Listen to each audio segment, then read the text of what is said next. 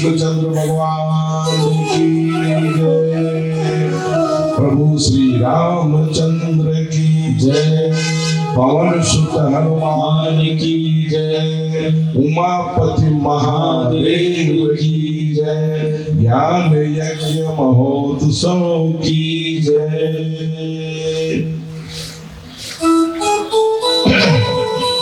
यहाँ पे पधारे हुए सभी भक्त वृंदों का यह कथा जो है कलयुग के कलुष को मिटाने वाली कथा है। ये कलयुग का युग चल रहा है। 4 युग होते हैं, सतयुग, त्रेता, द्वापर और कलयुग। कलयुग की आयु 4,32,000 वर्ष है। जो है कलयुग इस समय प्रारंभ हुआ है, 4,32,000 वर्ष इसकी उम्र है और अभी खाली 5,500 वर्ष ही इस कलयुग की उम्र हुई है। 5,500 वर्ष मतलब अभी एकदम 12 चल रहे। अभी तो कलयुग, घोर कलयुग, महाकलयुग, बहुत कलयुग की लीलाएं होगी। जिस समय इस कलयुग ने द्वापर की समाप्ति के समय में कलयुग युग आना प्रारंभ हुआ, तभी कलयुग जो है किस प्रकार से अखंड भारतवर्ष के अंदर प्रवेश कर रहा है। और उस समय के राजा अभिमन्यु के पुत्र राजा परीक्षित का राज्य चल रहा था। कलयुग ने अपने आने का ऐसा दृश्य प्रस्तुत किया, उसने जो रथ के ऊपर आवरण किया और उसमें विराजमान हुआ, तो गौ माता और गाय के बैल को रथ बनाया। इतना अत्याचारी था। उसने अपने प्रदर्शन को इस प्रकार से दिखाना चाहता है कि कलयुग का प्रवेश आपके राज्य में हो रहा है। राजा परीक्षित शिकार खेलने के लिए गए हुए थे और उनको रोने की आवाज आई। एक वृद्ध महिला विलाप कर रही है, रो रही है। राजा परीक्षित ने अपने मन में विचार किया कि हमारे राज्य में प्रजा इतना सुखमय जीवन व्यतीत कर रही है, लेकिन यह कौन सी ऐसी वृद्ध माँ है जो रोने की आवाज आ रही है। राजा परीक्षित वृद्ध माता के पास गए तो देखते हैं कि धरती स्वयं, धरती माता विलाप कर रही, रो रही है। क्यों रो रही है? राजा परीक्षित ने उनको प्रणाम किया और बोला, माता आपको क्या कष्ट हुआ जो आप विलाप कर रही हो? उन्होंने कहा, पुत्र परीक्षित, अभी तक तुम्हारे राज्य में सब शासन प्रशासन प्रजा का बहुत अच्छी तरह से सेवा चल रही थी, लेकिन बड़े दुख की बात है, अब कलयुग इस भारतवर्ष में प्रवेश कर रहा है और कलयुग ने धर्म को लंगड़ा बना दिया है और तुम्हारे राज्य में प्रवेश कर रहा है। अब लोग भाई भाई को नहीं पहचान पाएंगे, भाई भाई से शत्रुता करेंगे, भाई भाई से राग द्वेष करेंगे। एक ही माता के 4 पुत्र होंगे, लेकिन एक दूसरे में हमेशा अनबन बनी रहेगी। ये कलयुग का प्रभाव रहेगा। राजा परीक्षित ने कहा, हे माता, ऐसे दुष्ट कलयुग को मैं अपने राज्य में भारतवर्ष के अंदर प्रवेश नहीं करने दूंगा और उसको वहीं पर खत्म कर दूंगा। उन्होंने तुरंत रथ को मोड़ा और कलयुग उधर से आ रहा है आकाश मार्ग से, और राजा परीक्षित वहां पर पहुंचते कलयुग पृथ्वी पर उतरा और राजा परीक्षित ने कहा, अरे दुष्ट, तू कौन है जो इस प्रकार से धर्म के एक टांग को तोड़ करके तुम मेरे राज्य के अंदर प्रवेश कर रहा है? तुम्हारी ऐसी साहस और ऐसा दुस्साहस, और मेरे राज्य में, राजा परीक्षित के राज्य में तुमने ऐसा दुस्साहस कैसे किया? कलयुग ने कहा राजन पहले आप शांत हो जाइए, आप एक राजा हैं और राजन 4 युग होते हैं, सतयुग, त्रेता, द्वापर और कलयुग। सब अपने अपने समय पर आए और उनका समय बीत गया। अब मेरी बारी आई है, 4,32,000 वर्ष तक इस भारत वर्ष के अंदर मैं रहूंगा। हे राजन, आप राजा हैं, आप प्रजा का पालन करते हैं और मैं आपके राज्य में प्रवेश किया हूं। एक राजा का परम कर्तव्य होता है कि जो आपके शरणागत में आया हुआ है आप उसकी रक्षा करें। आप मुझे मारना क्यों चाहते हैं? अभी तक तो आपने मेरी महिमा के बारे में जाना नहीं है कि मेरी महत्व क्या है। आप जिस दिन मेरी महत्व को जान जाएंगे, पहले आप मुझसे सुनिए कि मेरे युग में क्या क्या होने वाला और मेरे अंदर क्या महत्व है। फिर इसके बाद आप फैसला करिएगा कि आप मुझे मारना चाहते हैं या आपके राज्य में रखना चाहते हैं। क्यों? कि कलयुग का युग शुरू हुआ है और मैं आपके युग में प्रवेश कर चुका हूँ। हे राजन, आप मुझे उचित स्थान दीजिए और आपके राज्य में मैं याचक बनकर के याचना कर रहा हूँ आपसे। अब एक राजा का परम कर्तव्य होता है कि आपके राज्य में आए हुए किसी भी पुरुष नारी को शरण देना आपका परम कर्तव्य है। राजा ने कहा कलयुग तुम तो बात सही कर रहे हैं। उसने कहा कि राजन 4 युग जो होते हैं उसमें सतयुग की महानता ऐसी है कि वहां सत्य के सिवा दूसरा कुछ भी नहीं चलता और आदमी की उम्र 1,00,000 1.5 लाख वर्ष होती थी सतयुग में। सतयुग बीता, फिर इसके बाद त्रेता युग आया जिसमें रघुवंशी मर्यादा पुरुषोत्तम प्रभु श्री राम का युग रहा त्रेता युग में। और त्रेता की उम्र रही 80,000 से 1,00,000 वर्ष तक त्रेता की उम्र रही। लोग भगवान को प्राप्त करने के लिए, भगवत की प्राप्ति करने के लिए 10-10 हजार वर्ष तक तपस्या करते हैं। 10,000 वर्ष तपस्या करने के बाद कहीं भगवान की कृपा होती है तो उनको भगवत की प्राप्ति होती है। त्रेता में मनुष्यों की और जीव की इतनी उम्र थी। फिर इसके बाद राजा द्वापर युग आया। द्वापर युग का नियम ऐसा था कि आदमी की उम्र, पुरुष की, स्त्री की उम्र 500 साल की थी। 500 साल की उम्र में 100 साल तक तपस्या करते थे। फिर इसके बाद शादी विवाह करते थे। किसी किसी को भगवत की प्राप्ति होती है। जाकी जैसी रही भावना प्रभु मूरत देखी थे तैसी। जो जैसा भक्त बन करके भगवान की भक्ति किया तो भगवान कृष्ण का अवतार हुआ। भगवान राम का जब त्रेता युग खत्म हुआ तो प्रभु श्री राम ने कृष्ण युग का अवतार किया और स्वयं धर्म की रक्षा करने के लिए प्रकट हुए।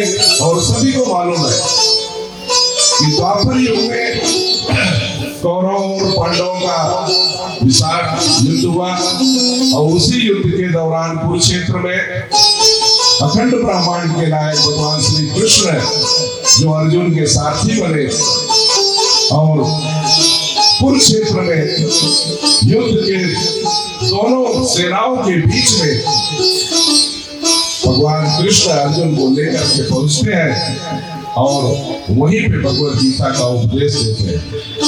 तो कलयुग ने कहा कि राजन वह युग समाप्त हुआ और कलयुग आया और कलयुग के रूप में मैं सामने आपके स्वयं प्रकट हुआ हूं।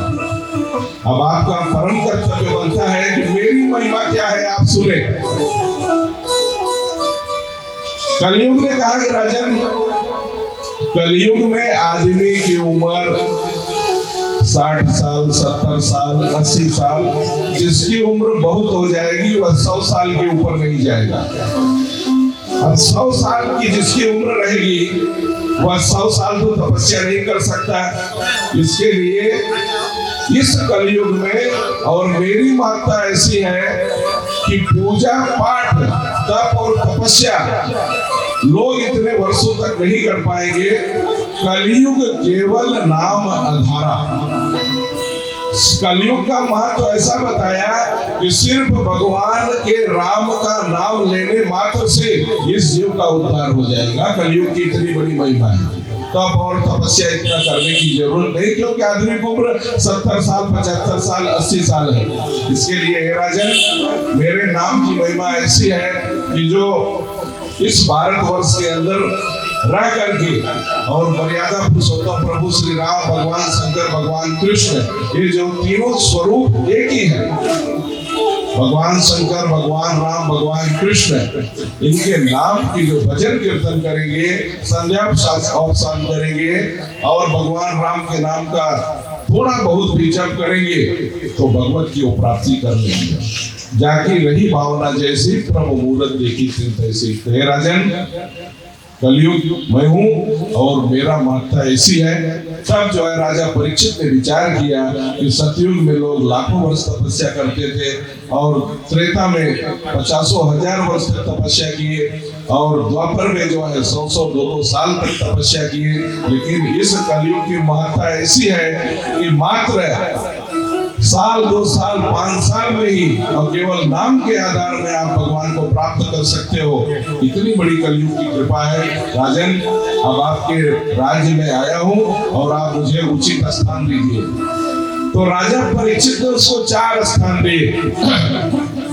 राजा परीक्षित ने उसको जहाँ पे जुआ खेला जाता हो, जहाँ पे विचार होता है, जहाँ पे मदिरापान होता है और जहाँ पे हिंसा होती है, ऐसे 4 स्थान जो है राजा परीक्षित ने कलयुग को दिया। कलयुग ने कहा, राजन 4 तो आप अपने मर्जी से लिए, आपका मेरे ऊपर बड़ा स्नेह और बड़ा प्रेम है कि 4 आपने बहुत सुंदर स्थान दे दिए कि जहाँ पे जुआ होता हो, जहाँ पे विचार होता हो और जहाँ पे मदिरापान होता हो, जहाँ पे हिंसा होती हो, ऐसी जगह पे आपने मुझे आरूढ़ किया। एक स्थान मैं आपसे मांगता हूँ राजन, आप मुझे देंगे? राजा परीक्षित ने कहा, अवश्य, मांगो, तुम्हें क्या चाहिए? कलयुग ने कहा कि मुझे सोने में वास करने दीजिए, सोने में। राजा परीक्षित ने कहा, तथास्तु।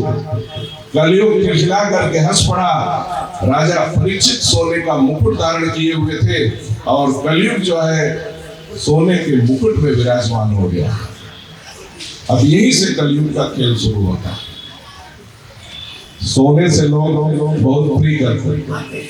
औरतों को सबसे ज्यादा क्या पसंद है? सोना। सोना जो है, मैंने कल बताया था कि आपका चैन, नींद, मृत्यु तक पहुंचा देता है। क्यों? कि सोने में कलयुग का वास है। आप कभी भी ऐसा मत समझिए कि मेरे जीवन में सोने का बहुत महत्व होना चाहिए। आपके जीवन में तो ऐसा प्रबल इच्छा जागृत होनी चाहिए कि भगवत की प्राप्ति हो जाए। क्यों? कि देव दुर्लभ योनि आपको मिली हुई है। जिस योनि को देवता लोग भी नहीं प्राप्त कर सके हैं, वह योनि आपको प्राप्त हुई है। और वो भी ऐसे नहीं प्राप्त हुई है, जन्म जन्मांतर के पूर्व जन्मों के पुण्य के कर्म जब आपके उदय हुए हैं, तभी आपको यह मनुष्य योनि मिली हुई है। और मनुष्य योनि की सार्थकता पे ही चर्चा चल रही है कि मनुष्य योनि की सार्थकता क्या है। मनुष्य योनि की सार्थकता, यह देह जलने वाली है, यह देह जलायमान है और जल जाएगी, एक दिन सबका नंबर आएगा। लेकिन जलने से पहले इस मनुष्य की जो सार्थकता है, आप भजन के माध्यम से, कीर्तन के माध्यम से, सत्संग के माध्यम से आप भगवत की प्राप्ति कर सकते हैं। इतनी बड़ी महिमा है। जो यहाँ बैठ करके आप कथा सुन रहे हैं, यह यहाँ बैठ करके कथा सुनना आपके जीवन में कभी असफल नहीं होगा। यह कथा सुनने का महत्व ऐसा होगा कि जब हमारे और आपके बीच से शरीर छूट जाएगा, जब हम ऐसा कर्म करके जाएंगे तो यम के देवता नहीं आएंगे। भगवान विष्णु लोक से उनके पार्षद आएंगे आपको लेके जाने के लिए। इस कथा का ऐसा महत्व है। फैसला आपको करना है कि मृत्यु के दरवाजे से जाना है कि स्वर्ग के दरवाजे से जाकर के भगवान विष्णु लोक तक आपको पहुंचना है। भगवान ने इस मनुष्य योनि में जब किसी को जन्म देते हैं तो 7वें महीने जब बालक गर्भ में रहता है तो 7वें महीने में भगवान उस गर्भ से बात करते हैं और वह गर्भ भगवान के सामने इतना दुख प्रकट करता है। वह जीव कहता है कि हे प्रभु, मैं ऐसी गंदी जगह में फंसा हूं जहां पे मल मूत्र त्याग किया जाता वहीं पे हमारा मुख है। प्रभु, आप मेरे ऊपर कृपा करिए और मुझे इस नरक से निकाल करके जमीन खिलाइए। भगवान कहते हैं कि हे जीव, मैं परमात्मा के रूप में आत्मा तुम्हारे अंदर यहाँ विराजमान हूँ। हमारी प्रबल इच्छा है कि तुम्हारा जन्म मनुष्य योनि में होने जा रहा है और मनुष्य योनि में जन्म होने का मतलब है मैं मेरा ही स्वरूप तुम्हें प्रदान कर रहा हूँ। आपके स्वरूप में और भगवान के स्वरूप में कोई फर्क नहीं है। फर्क यही है कि हमने और आपने अपनी बनाई हुई गृहस्थी के ब्रह्मजाल में फंस चुके हैं। भगवान कहते हैं कि इस गृहस्थी के ब्रह्मजाल में जो आप फंसे हो, इससे निकलने के लिए आप सत्संग का आश्रय लेना है, प्रवचन का आश्रय लेना है, सत्संग का आश्रय लेना है, प्रवचन का आश्रय लेना है।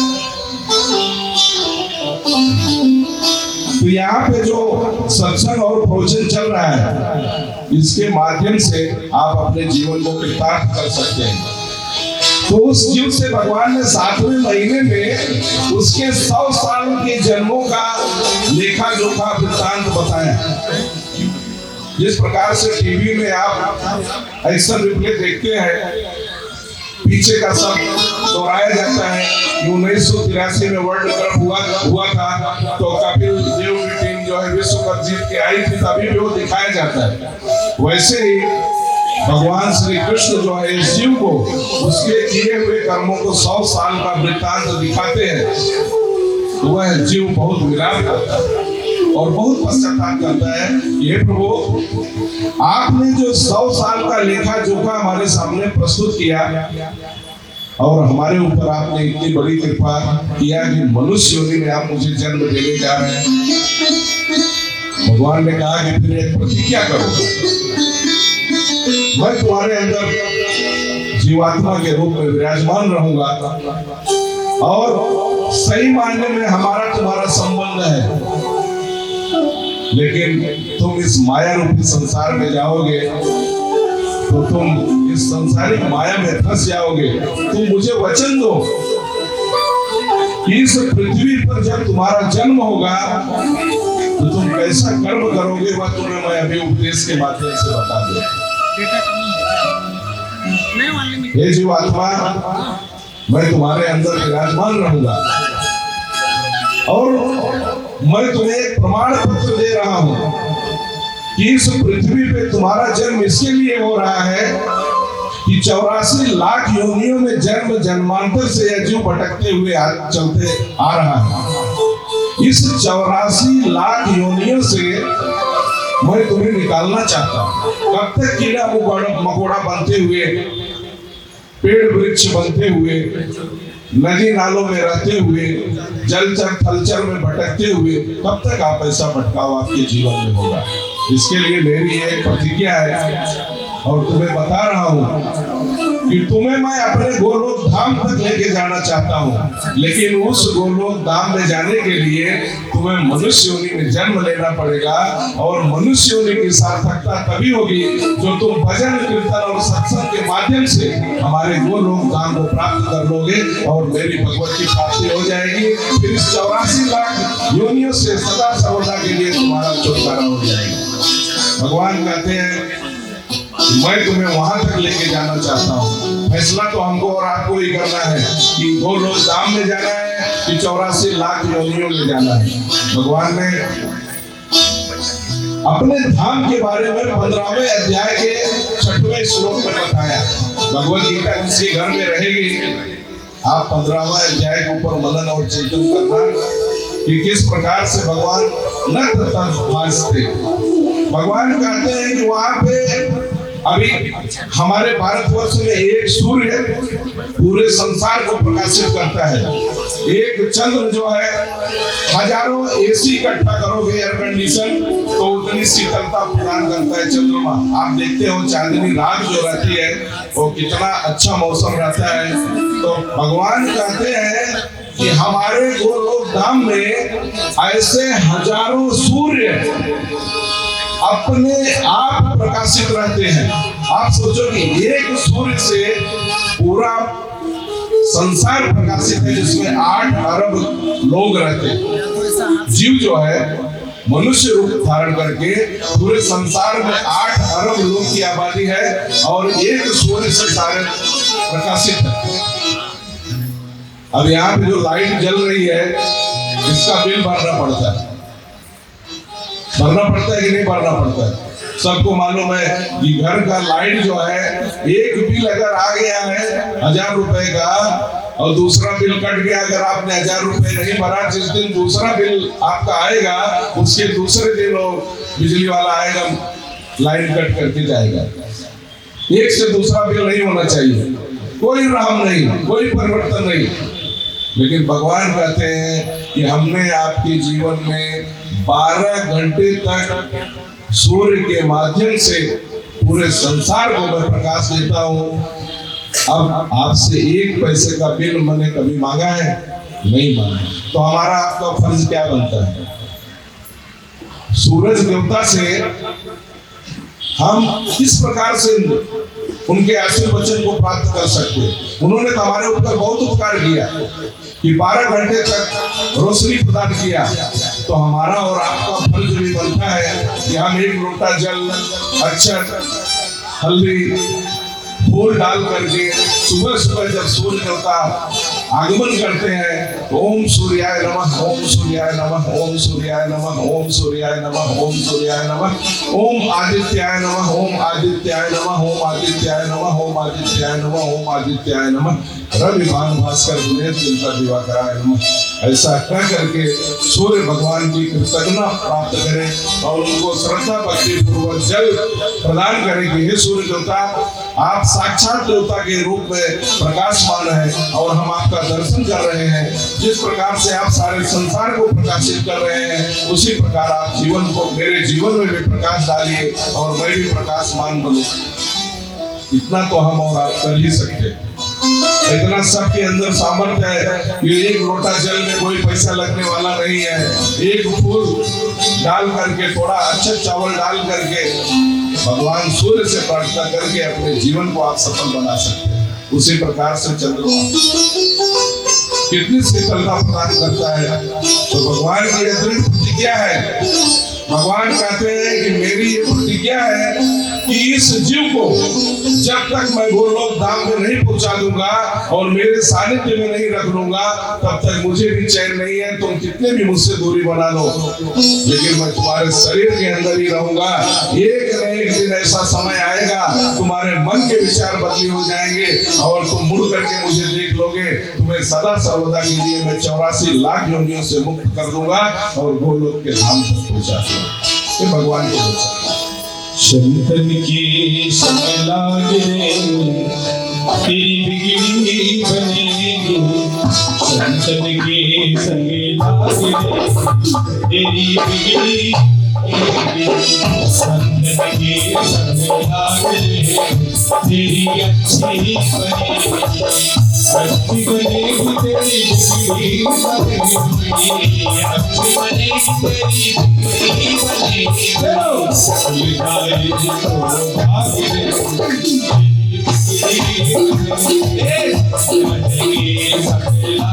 तेरी अच्छी बनेगी।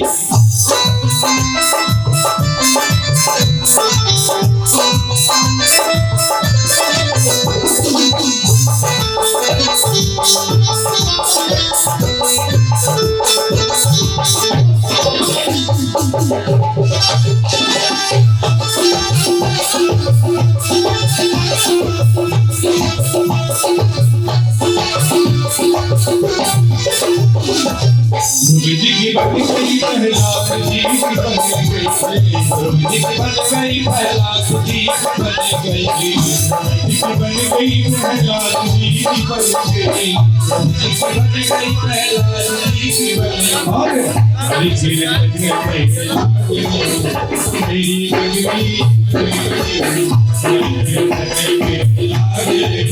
मेरी बिगड़ी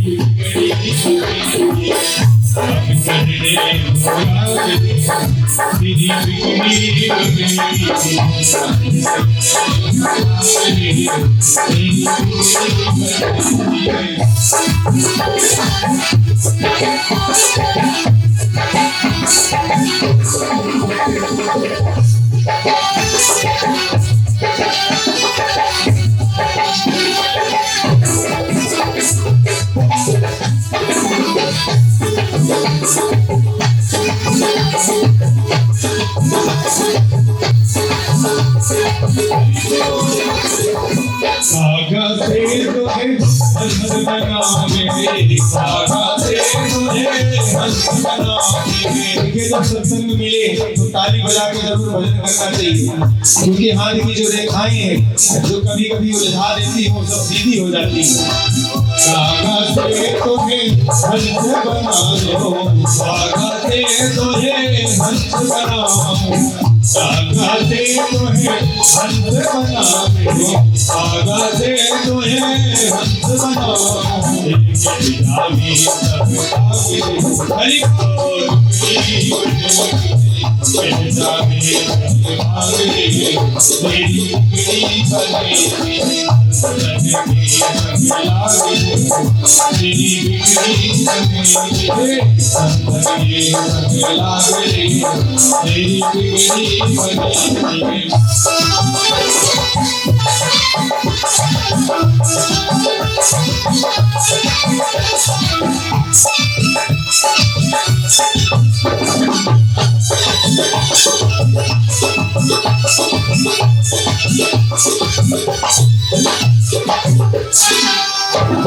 रात में दिन भर सोया, और रात में दिन भर सोया, माला ने बहुत सोया, माला ने बहुत सोया, रात सखी हरि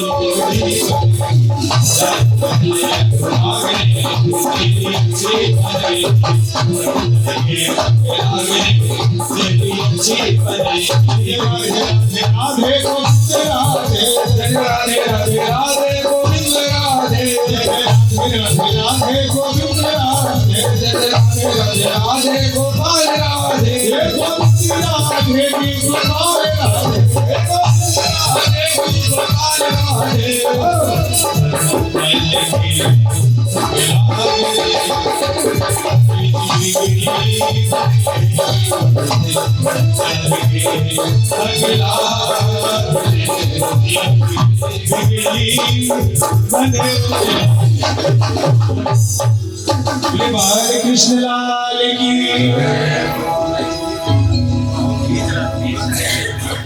अरे राम नाम की माला, राम नाम की माला जप रे कोई दिल वाला, राम नाम की माला जप रे कोई दिल वाला, राम की माला जप रे कोई दिल वाला, राम नाम की माला जप रे कोई दिल वाला,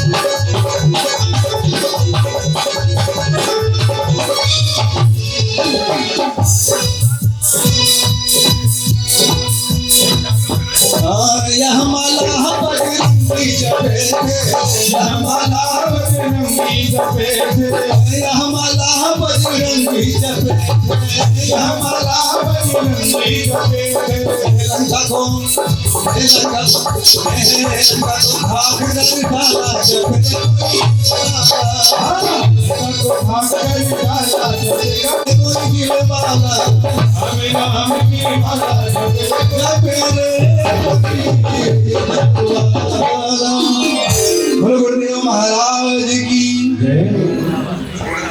बोलिए श्री कृष्ण भगवान की जय।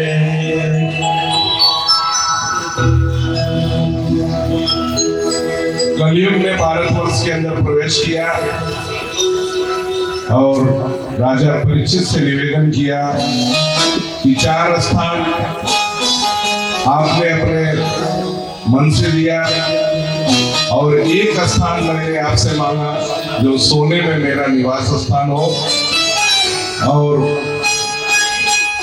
उस सोने के स्थान में निवास स्थान मांगकर तुरंत जो है कलयुग राजा परीक्षित के सिर पे जो मुकुट था वो सोने का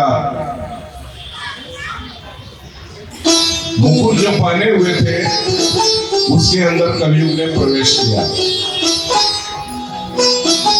राजा परीक्षित, मैं बताया था कहानी अधूरी थी, जंगल में शिकार खेलने के लिए गए और शिकार खेलते खेलते थक गए और वहां से लौटे तो समीक मुनि के आश्रम के पास पहुंचते हैं और समीक मुनि घोर तपस्या में बैठे हुए जीवात्मा और परमात्मा से संपर्क बना हुआ था और ध्यान उनका लगा हुआ था। जब जीवात्मा और परमात्मा से संबंध जुड़ जाता है तो संसार की सारी चीजें नश्वर लगने। आपका जिस दिन भगवान के साथ संबंध जुड़ जाएगा ये पूरा संसार आपको फीका फीका लगने लगेगा। आपके मन में जब कभी ऐसी स्थिति उत्पन्न हो जाए कि घर परिवार से मेरा मोह जो है छूट रहा है तो आप ये समझ लेना कि हमारे ऊपर भगवान की कृपा हो रही है।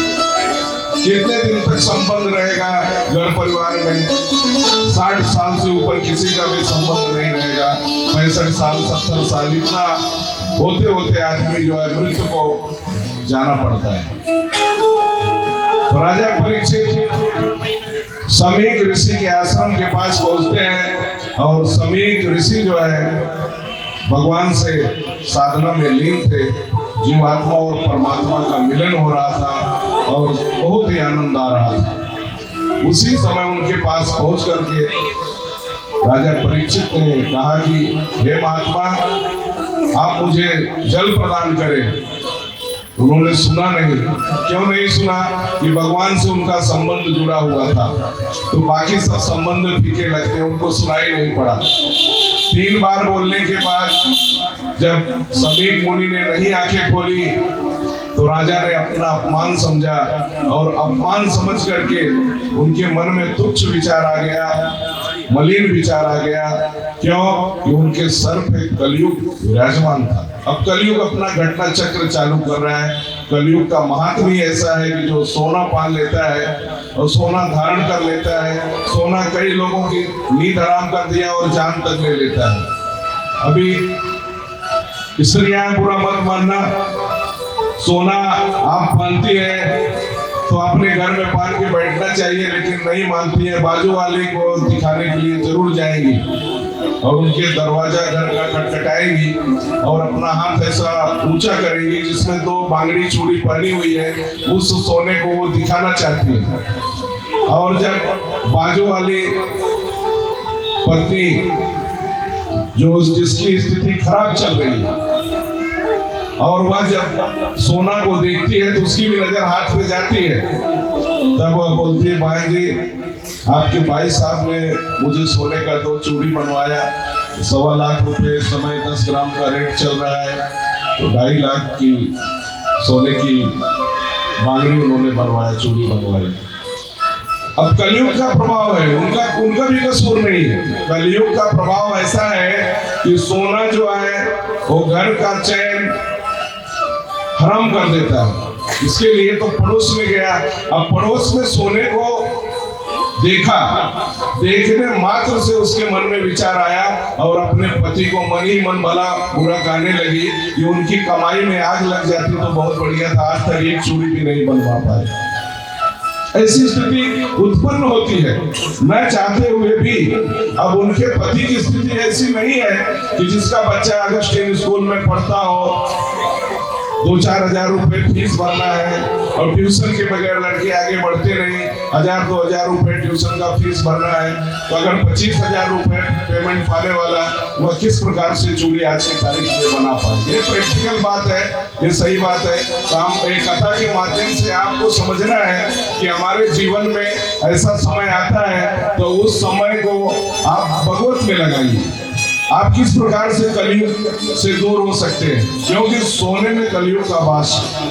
अभी शादी होती तो पहले पूछा जाता था, शादी विवाह होती है तो जब वो पेटी खोली जाती है ना, उसमें अगर 10 तोला आया है लड़की के लिए सब लोग प्रसन्न होते हैं कि भैया अच्छे घर में हमारी लड़की जा रही है।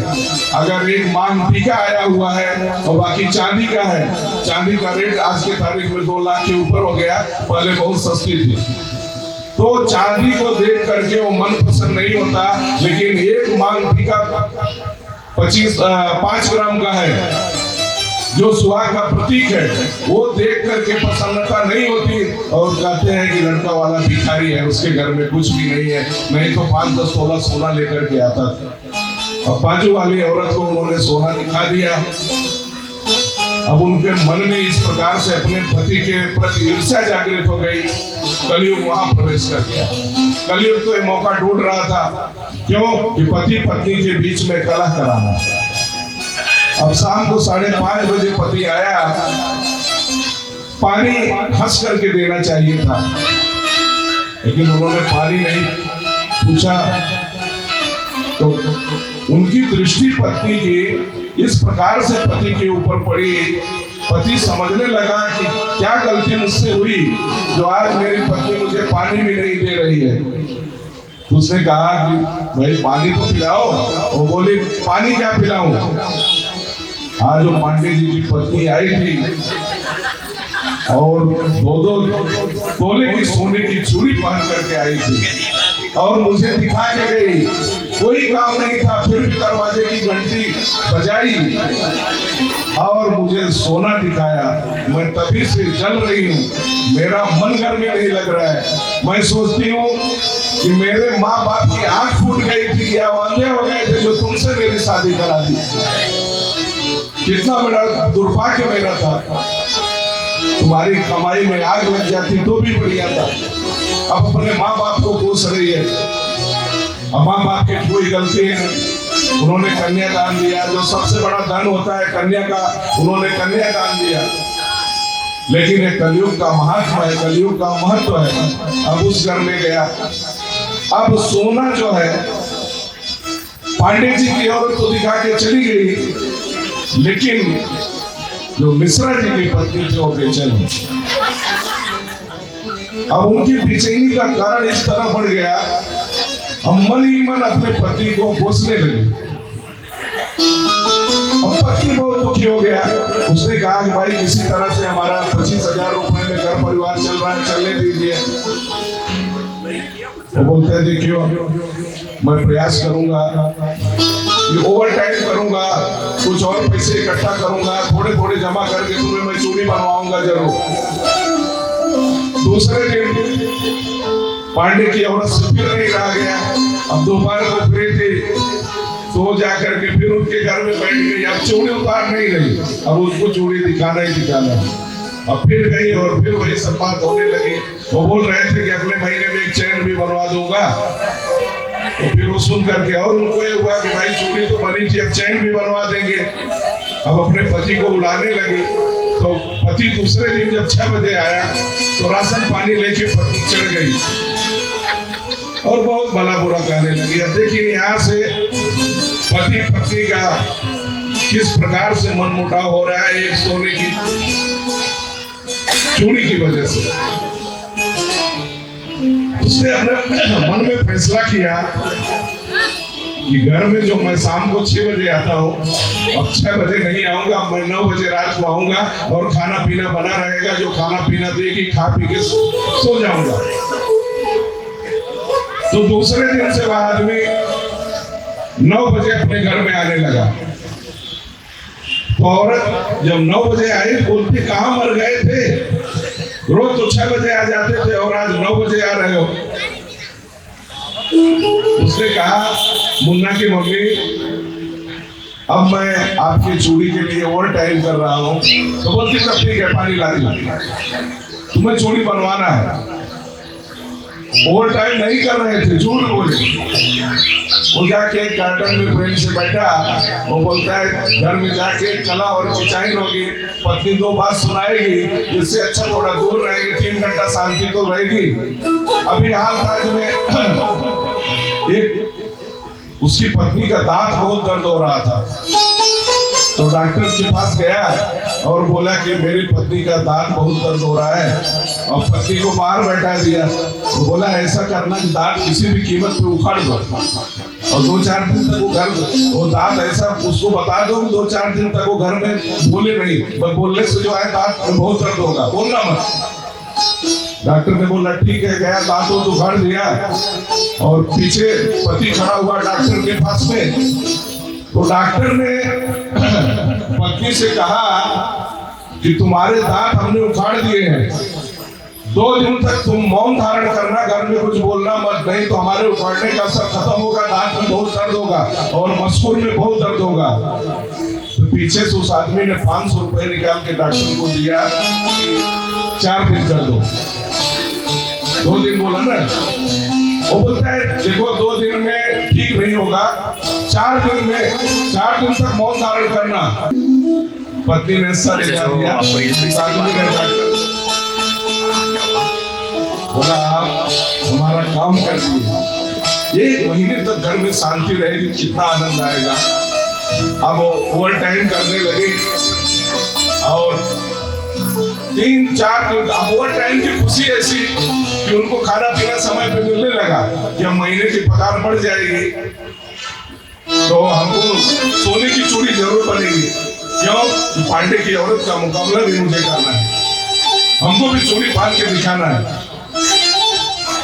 एक दिन एक आदमी मर गया और उसी मैदान की तरफ से वह लाश लेकर के मैयत लेकर के जाने लगा और उस मैयत के साथ में 3000 लोग चले जा रहे थे। तो उसने सोचा कि यह आदमी जो मर गया है या तो बहुत बड़ा नेता होगा या तो बहुत बड़ा अभिनेता होगा, क्योंकि 2 आदमी के मरने से बहुत भीड़ होती है। उसके मन में नहीं रहा गया, तो जो 3000 में सबसे पीछे की लाइन में चल रहा था उसने सबसे पीछे जाकर के पूछा कि भाई साहब ये जो आदमी मर गया यह कौन है? तो उस व्यक्ति ने कहा मुझे नहीं मालूम है, आगे वाले से जाकर के पूछ लो। वो बोला जो आदमी मर गया उसी के साथ में जा रहे हो, तुम्हें नहीं मालूम? वो बोलता है हमको मालूम नहीं और हमारा दिमाग सही नहीं, आगे जाओ। 1000 आदमी छोड़ करके दौड़ करके गया और पूछा कि भाई साहब ये जो आदमी मर गया है सब कंधे पे लेके जा रहे हैं, इतनी भीड़ है, आदमी कौन है? वो बोलता है भाई साहब हमको नहीं मालूम, जाकर के आगे वाले से पूछो। ऐसा करते करते जो 4 आदमी कंधे पे लिए थे उनके पीछे जो चल रहे थे तो उसने समझा कि ये उनके सगे संबंधी है और इनको तो पक्का ही मालूम होगा कि जो आदमी मरा है कौन है। उसने पूछा कि भाई साहब ये जो आदमी मर गया है इसको जो कंधे पे लेके चल रहे हैं कौन है? तो बोलता है हमको नहीं मालूम, वो जो कंधे पे लिया है उससे पूछो। तो अपना सर पकड़ लिया, बोलता है एक तो मैं अपनी पत्नी से दुखी और दूसरा इस आदमी से दुखी, कोई बता ही नहीं रहा कि कौन है। अब जो 4 आदमी कंधे पे लेके चल रहे थे वो पीछे वाले से पूछा, सब लोग बोल रहे थे राम नाम सत्य है, सबकी यही गत्य है। उसने पूछा भाई साहब वही नहीं बताया, मैं बहुत उलझन में हूँ, सिर्फ इतना बता दो कि आदमी जो मर गया कौन है? वो बोलता है हमको नहीं मालूम, जो आगे वाले कंधे पे लिया उससे पूछो। अब उसको बहुत उलझन और बहुत टेंशन हो गई कि कोई पता ही नहीं रहा कि आदमी जो मरा है कौन है।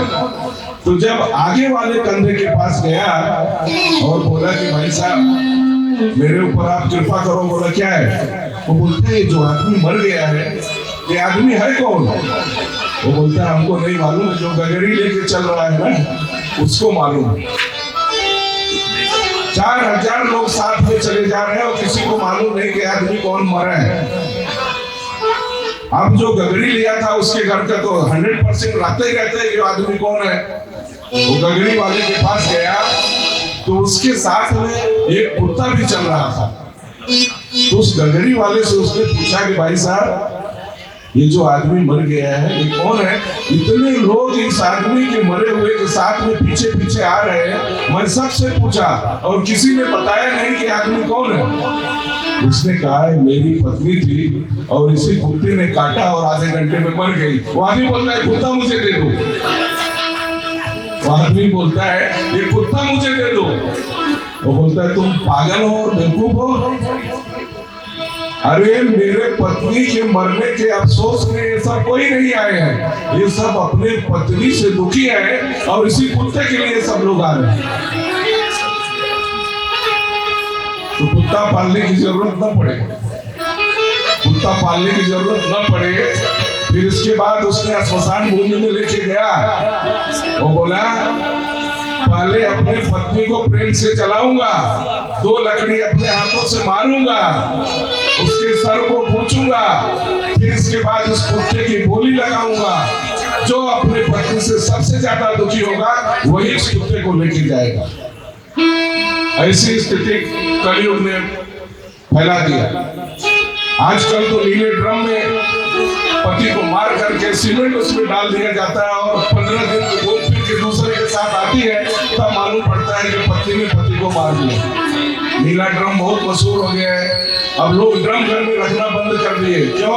पता नहीं पत्नी का कब विचार पति हो जाए इसी ड्रम में हमको भी पहुंचा दे।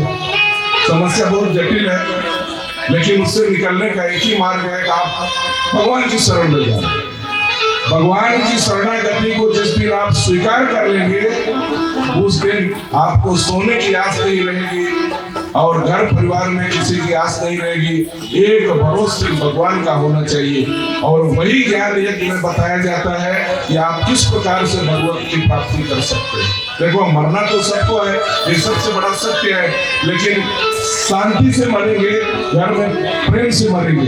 2 तरह का वैराग्य होता है जीवन में, 2 तरह का वैराग्य होता है। एक तो अपने पत्नी से सताए हुए रहते हैं और घर परिवार से सताए हुए रहते हैं, तो दिन में और रात में उनके मन में विचार आता है क्या रखा है इस संसार में। घर में पत्नी की चैन शुरू करती है, पुत्र बोलता है मेरे लिए BMW की गाड़ी नहीं चाहिए। जिस समय से आप इस पृथ्वी पर हो 8 लाख में बढ़िया फ्लैट मिलता था, आपने क्यों नहीं लिया? 8-1.5 करोड़ फ्लैट मिल रहा है, हम कहाँ से ले पाएंगे? ये हर घर की कहीं न कहीं समस्या है और उसका भुक्तभोगी ज्यादा पहले ही बता देता है भाई ऐसा भुक्तभोगी है जीवन में ऐसी घटनाएं घटती है।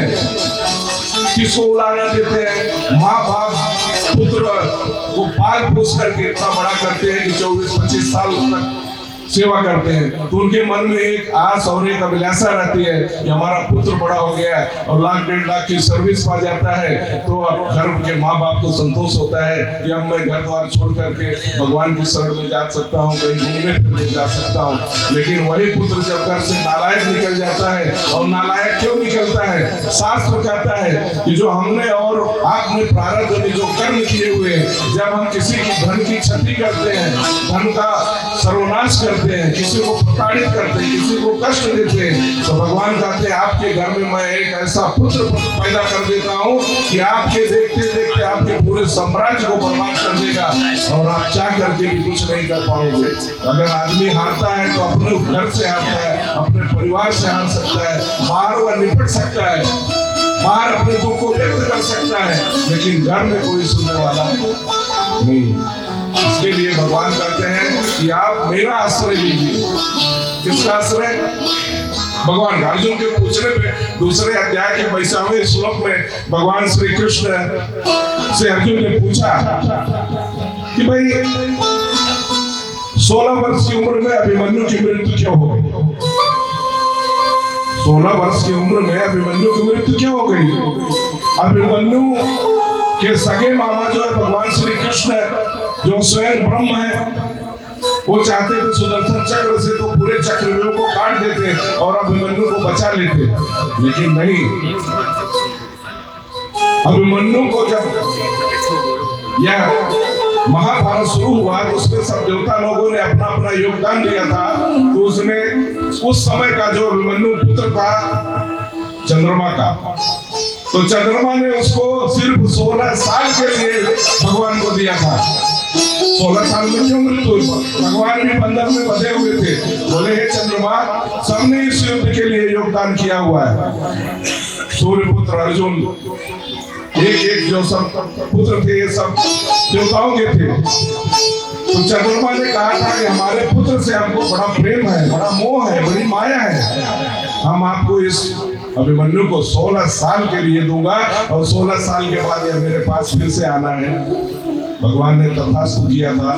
श्री कृष्ण भगवान ने 16 साल के लिए अभिमन्यु को लेके आया। अर्जुन को नहीं मालूम, भगवान को तो सब मालूम था। तो 16 साल की उम्र में जब अभिमन्यु मारा गया, तब अर्जुन विलाप करने लगा कि 16 साल की उम्र में मेरा पुत्र मारा गया। तभी दूसरे अध्याय के 25वें श्लोक में भगवान श्री कृष्ण ने अर्जुन से बताया, हे अर्जुन, वासांसी जीर्णानि यथा विवाह, वासांसी जीर्णानि यथा विवाह, नवानि गृह्णाति नरो प्राणी तथा शरीरा विहाय नवानि देहि। हे अर्जुन, यह शरीर की गति यही है कि जो 15 साल के लिए 16 साल के लिए आया हुआ है, वो 16 साल में उसकी मृत्यु होगी। क्यों? कि वह अपने माँ बाप के किए हुए कर्मों का फल देने के लिए आया है। किसी का जवान लड़का जब मर जाता है तो ऐसे नहीं मर जाता है, उसके प्रारब्ध के किए हुए उसके माँ बाप के कर्म, उसको दुख भोगना है। तो भगवान बोलते हैं, मैं ऐसी मार मारता हूँ कि उसको जिंदगी भर वह दुख भोगना पड़ता है। इसके लिए भगवान कहते हैं कि ऐसा कर्म मत करो कि आपको जिंदगी भर पछताना पड़े। अर्जुन ने कहा, प्रभु फिर? वो बोले, अर्जुन, यह शरीर जो है कपड़े का आवरण जैसा, यह तुम वस्त्र पहने हो ना, नया वस्त्र आदमी पहनता है तो बहुत अच्छा लगता है, लेकिन जब यह फट जाता है तो भगवान श्री कृष्ण ने अर्जुन से कहा कि जिस प्रकार से फटे पुराने वस्त्र को तुम उठा करके कूड़े और करकट में डाल देते हो तो तुम्हें मोह माया बिल्कुल नहीं रहती है। बस वही हाल इस शरीर का है। यह शरीर जब जीर्ण हो जाता है, वृद्ध हो जाता है, तो जो जितने साल के लिए आया है उतने साल में इसकी मृत्यु हो जाती है। मृत्यु किसकी होती है? मृत्यु शरीर की होती है। आत्मा जो है अजर अमर अविनाशी। क्यों? कि वह परमात्मा का अंश है। मरण आत्मा का नहीं होता, मरण शरीर का होता है। और परमात्मा कहते हैं कि जब इसमें से मैं निकल जाता हूँ, इस शरीर को 2 घंटे से ज्यादा कोई अपने घर में रखने के लिए तैयार नहीं। अच्छा, कोई सगा संबंधी रिश्तेदार आएंगे तो बोलेंगे, नहीं मुंबई महानगर पालिका में फ्रीज में रखवा दो, कल आ जाएंगे। अपने घर में कोई नहीं, व्यक्ति वही है, पति वही है, पत्नी वही है, पुत्र वही है, लेकिन 24 घंटा किसी को अमेरिका से आने में टाइम लगेगा, फ्लाइट आएगी, तब तक बोलते हैं या तो DY पाटिल के कोल्ड फ्रीज में रखवा दो, नहीं तो महानगर पालिका में रखवा दो। जब वो फ्लाइट से उतरेंगे तब जाके उस मैयत को लेके आएंगे और घंटे 2 घंटे रोएंगे, फिर उसके बाद ले जाके जला दिया जाएगा। वह सांसी जीर्णानि यथा विवाह नवानि देहि नवानि गृह्णाति। भगवान ने कहा कि यही इस शरीर का क्रम है, इसमें चिंता करने की जरूरत नहीं है। दूसरे अध्याय के 23वें श्लोक में कहा, आत्मा के बारे में बताया, नैनम छिन्दन्ति शस्त्राणि नैनम दहति पावकः। ये अर्जुन, नैनम छिद्रम शस्त्राणि, इस आत्मा को शरीर नहीं काट सकती है, अग्नि नहीं जला सकती है, हवा इसको नहीं उड़ा सकती है, पानी इसको नहीं सड़ा सकती है। सड़ा किसको सकती है? शरीर को, जो जलने है। काटा किसको जा सकता है? शरीर को। लेकिन जो इसके अंदर बैठा हुआ परमात्मा का अंश जीवात्मा है, वह अजर और अमर अविनाशी है। इसके लिए इसमें विलाप और शोक करने की कोई जरूरत नहीं है। शरीर के लिए रोने की कोई जरूरत नहीं, विलाप करने की कोई जरूरत नहीं है। जब जिसका समय आ जाएगा उसकी मृत्यु सुनिश्चित है। और आत्मा अजर और अविनाशी है।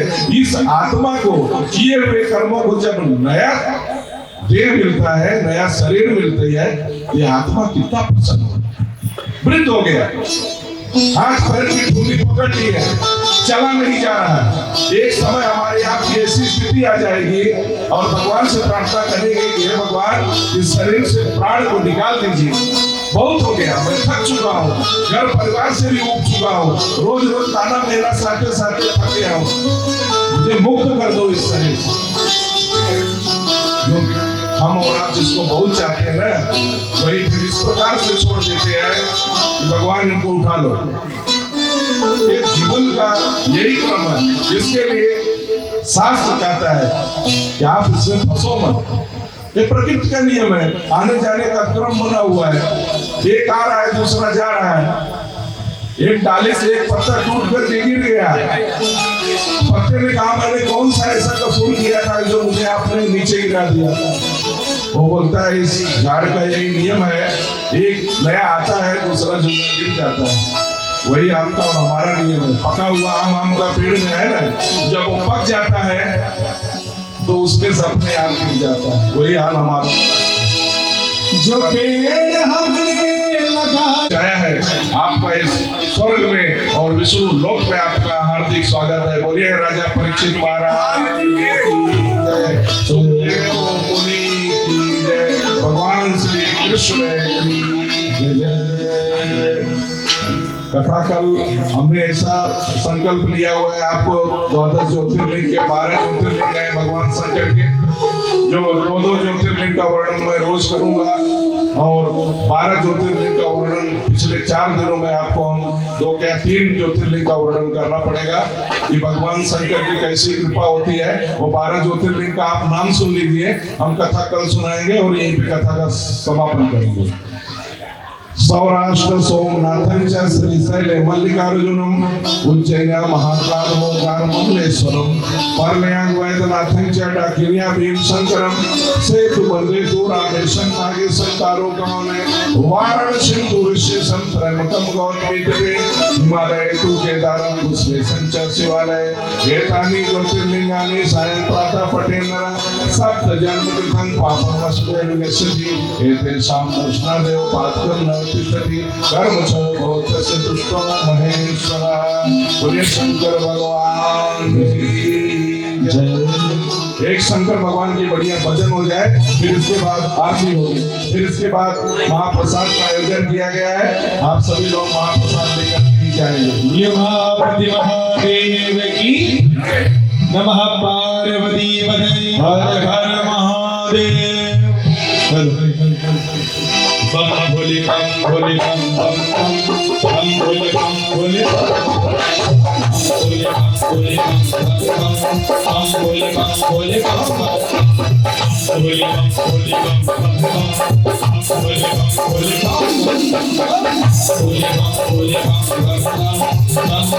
भोले बम भोले बम बोल रहा है काशी बोल रहा है काशी बम बम बोल रहा है काशी महादेव का डमरू बाजे हो महादेव का डमरू बाजे नाचे पृथ्वी बाजे ओ बम बम ओ बम बम ओ बम बम बोल रहा है काशी बोल हरि ओम नमः शिवाय हरि ओम नमः शिवाय बोलो हर हर बोलो हर हर बोलो हर हर बोलो हर हर बोलो हर हर बोलो हर हर पूरी पूरी से आवेला आवेला आवेला बाबा के दर्शन पावेला बाबा के दर्शन पावेला जी तो है लगावेला जी तो है लगावेला मन करी आज महादेव की ओ बाबा बोल रहा है काशी बोल रहा है काशी बोल रहा है काशी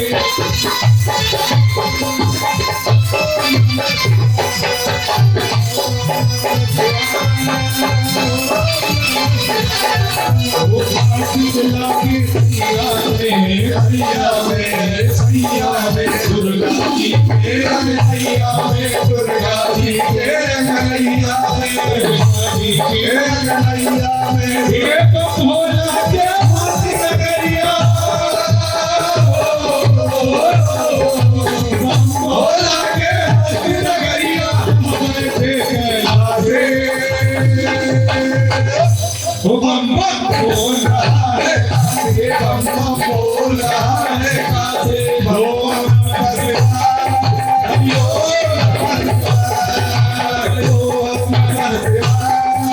हरि ओम नमः शिवाय।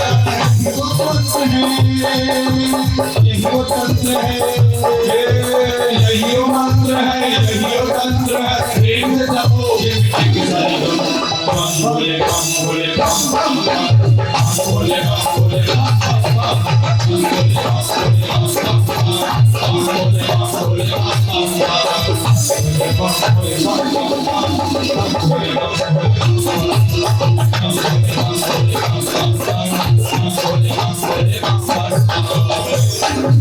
पार्वती हर हर महादेव।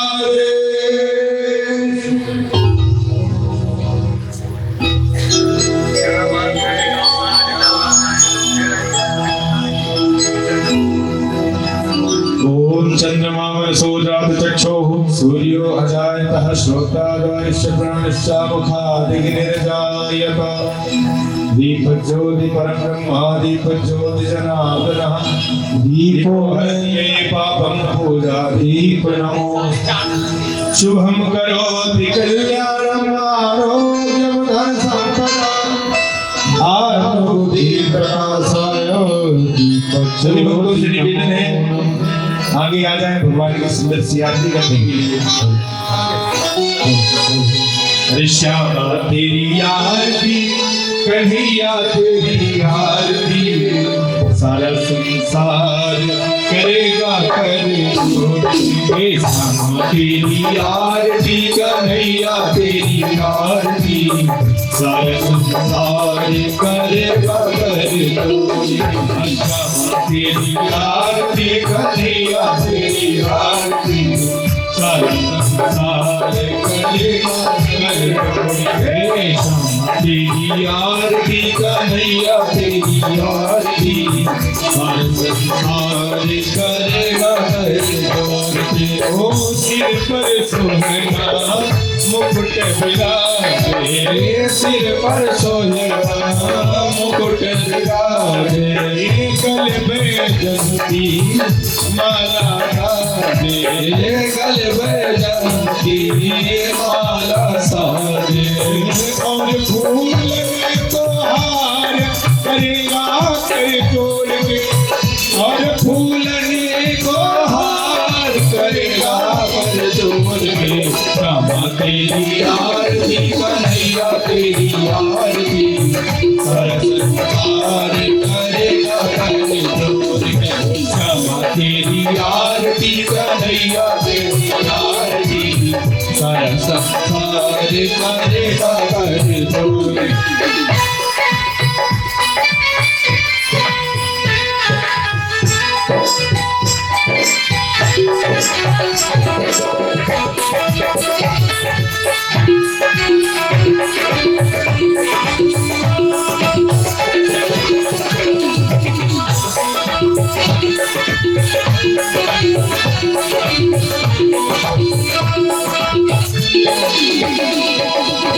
ब्रह्म दिखते रोयस गावे, ब्रह्म दिखते रोयस गावे।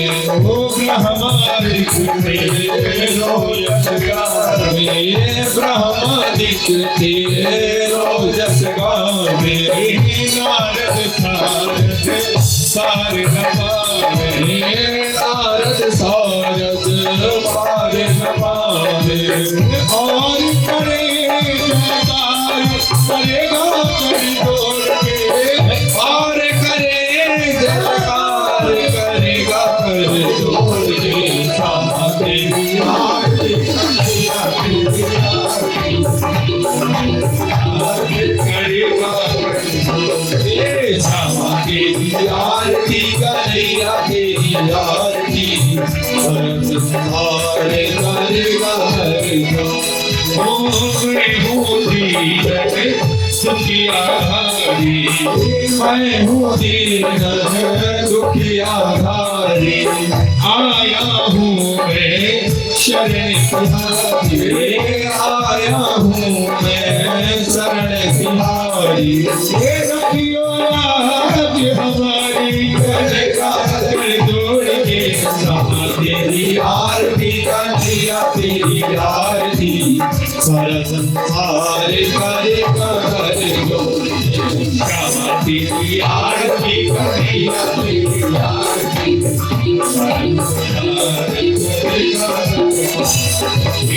अपने शरण की भक्ति दीद अपने शरण की भक्ति दीद अपनी शरण में मोहे लीद अपनी शरण में मोहे लीद ओ करू भगता कृपा सकेगा तेरी आरती कर भगता कृपा करेगा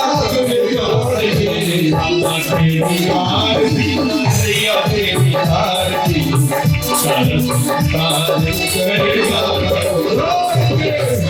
तेरी आरती कन्हैया तेरी आरती सारा संसार करेगा ओ प्रेम सहित जो आरती गावे प्रेम सहित जो आरती गावे श्री राधा भगवत पावे श्री राधा माधव के पावे महेरो तुझे अपार करेगा तेरे महेरो तुझे अपार करेगा रे जोड़ के तेरी आरती करेगा कर जोड़ के तेरी आरती कन्हैया तेरी आरती करेगा कर जोड़ कर्पूर गौरव करुणावतार संसार तारम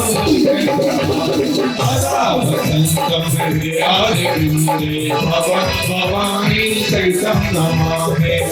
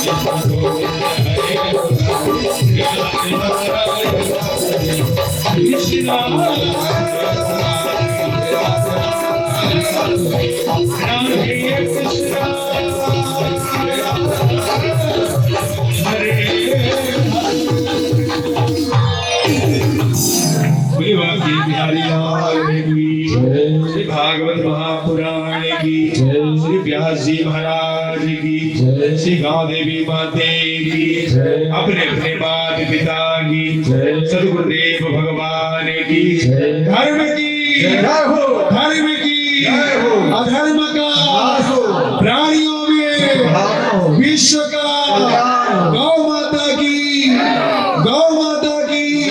नमः पार्वती हर हर महादेव।